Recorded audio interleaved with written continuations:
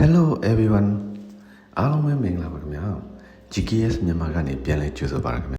ဖြစ်ခဲ့တာတွေနဲ့ပတ်သက်ပြီးစိတ်ထဲမှာဘာအားလုံးမှမဖြစ်စေနဲ့ဆိုတဲ့တရားတော်တွေ sharing လုပ်ပေးကြပါရခင်ဗျာဖြစ်ခဲ့တာတွေနဲ့ပတ်သက်ပြီးတော့စိတ်ထဲမှာဘာအကုသိုလ်မှမဖြစ်စေနဲ့တဲ့စိတ်ကိုတန့်ရှင်းအောင်တုတ်တင်ပလိုက်တဲ့